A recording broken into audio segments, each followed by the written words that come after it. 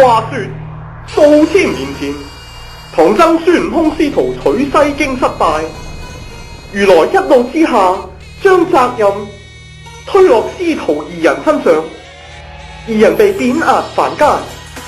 如來希望唐僧化身經書可造福世人，將功補過。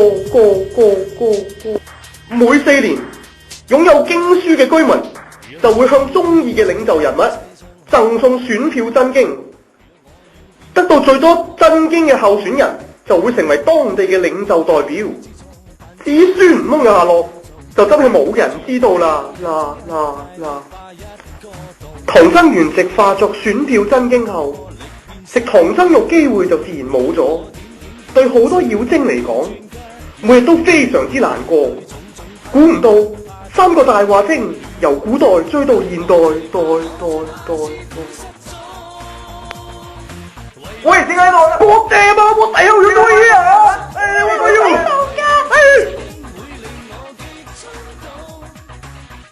唔好聽你哋都係揾人藏根喎！我屌咗雞專業啊！真係乜嘢都知佢俾娛樂超咗啦已經。大家都係大話精，唔好扮嘢啦！唐僧啊，變咗好多本選票真經啊，真係好鬼散嘅啫！喂，公仔話想出場啦！你唔好同我爭啲咪係有錢你！我而家就揾選票真嘅，嗱你唔好亂咁跟住嚟啊！唔好跟住嚟！唔好咁揾乜嘢啊！4年一度西域領袖選舉到咗，3個大話精聽到呢個係學經嘅大好時機，於是就利用佢哋漢奸本領扮參選，氹，佢哋就有教無類，咩人都教，佢哋咪有無類，咩人都咯，陰公喎，你哋睇。各位解放，我葵芳咗4蚊搞啲打劫啊！我會幫你抗爭，減價，政府要資助啊！大頭兄，我支持你啊！多謝，擺喺我身上，我正全力以赴，賺到最好啦，梗係，發達啦！你話可以用津貼租自己物業賺到啫。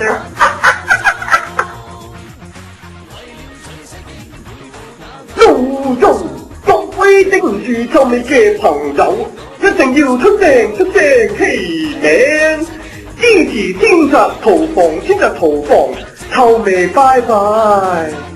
朱哥，我支持你 ，Thank you， 真經。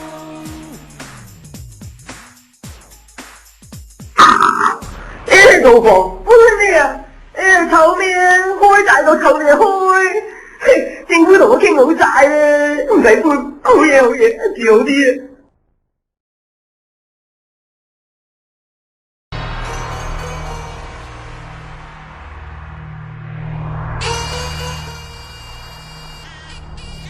你好啊，我係旅發啊，唔係印發啊，我會幫你睇住旅遊業㗎啦，多謝支持。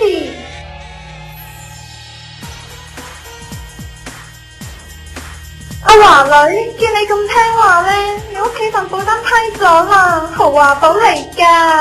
多謝輝啊，女發姐，我會識到啊。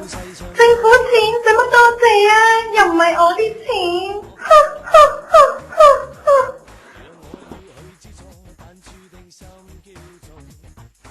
哎呀，女發姐，呢單嘢贏咗，我都唔想噶，最多請你食鮑魚啦。鮑魚我都成日食啦，禮尚往來啊，我都請你食翻隻死貓啊！你咪以為走咗就唔使食啊，食啦！大話精唔為禍，原本用嚟造福西域嘅選票真經慘唔被利用，呢片樂土而家充滿荒蕪，究竟有冇人可以打救西域嘅居民呢？請看下回分解。Stay tuned for the next episode。請收看下集。